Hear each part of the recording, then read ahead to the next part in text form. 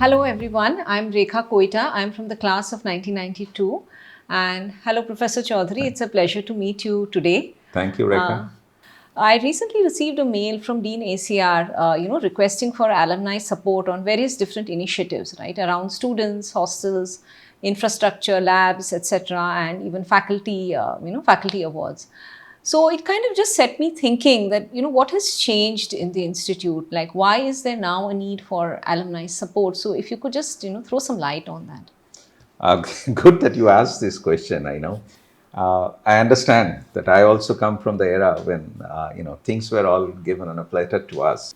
The days, I would say, have changed significantly compared to when we were students or you were student. Also, the type of student, their aspirations, okay, what they want to do, because they have seen their alumni, their seniors have achieved, okay. So the aspirations level for our right now, the students that we have, is very different, okay, than what it used to be at your time. Similarly, the number of students and the growth in IIT Bombay and many other IITs, of course, has been phenomenal. So we'll be coming to, in few years, is around 14,000 students.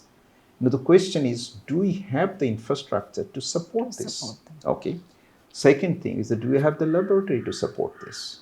And as the days change, the research and other things become a lot more involved, and it requires a lot more laboratory facilities, top line, let's say computation, or let's say the equipment. Okay. Now the question is, then why are we asking support when you thought that we are getting, IIT Bombay is a government supported institute and we get everything, whatever we ask for to run this? Unfortunately, it's not like that. Okay, it is true that we are predominantly supported by the government. Okay, there is a huge budget and the government has been trying to help as much they can. Okay, but certain funding policies of the government has also changed over the last 4 and 5 years. Okay. And one of them is that they are not going to give us any more money on the capex point of it.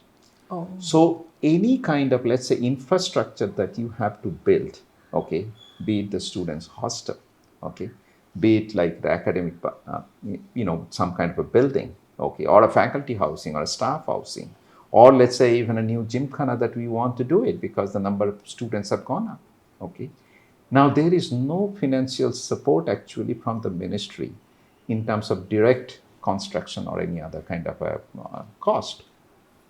What they're saying is that you can take loan, okay, and the government will subvent the interest payment.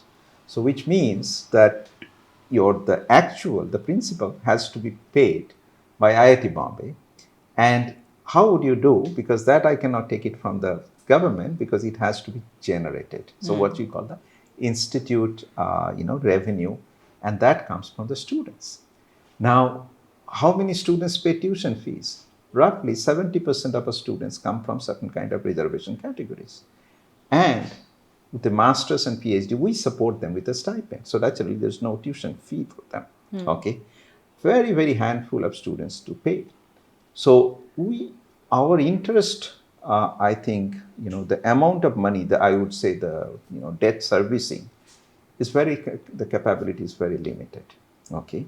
So what we need is actually to get this support from our, let's say, alumni, other philanthropists, and we'll be happy, our board of governors have approved all kind of possibilities of naming rights, because when you also give, it is our responsibility to recognize what you have done for us, for IIT Bombay, its students.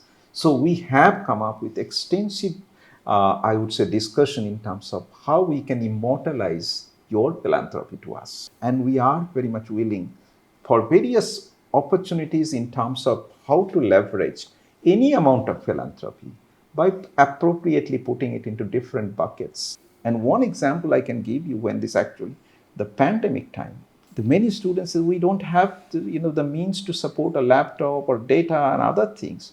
So we actually went to all our alum, and they were extremely, I would say, helpful. within few months, we got something like 4 to 5 crores. And we have actually given more than 1,000 laptop and other support to all these needy Oh, students. that's amazing. Right? So and the students, they wrote back to the donors, look, with you, because of you, I can actually continue my studies. Yeah. Right? So these are the things I would say that why we need this. If you say, can you still manage and others? Probably you can. But then it will not be an IIT Bombay or something, or you want the top, let's say top 50 institution in the world. It has to create that ambience. So it is not like a life that we want for our students to be just barely living and surviving and getting through the 4 years or 5 years that they have been here. Okay.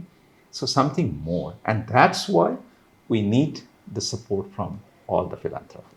So from what I'm hearing you say, we are kind of slowly veering a little bit towards, the international model where we require a lot more support from alumni, and alumni should really step forward to kind of do their bit. Each one can do whatever, suits them, but we should step forward and I think pay it back or pay it forward maybe.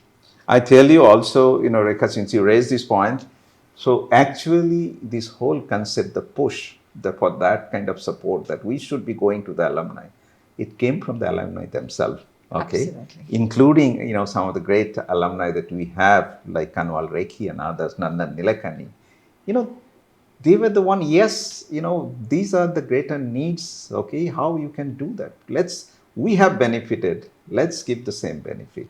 I think, and then that's how the nation prosper. You have to pull the next generation, and I think that's your responsibility. I agree with you completely, and thank you for kind of throwing light on this matter, because sometimes there are questions which come up in our minds. We are not fully aware of the needs of the institute. So thank you for that clarification. Thank you, Rekha.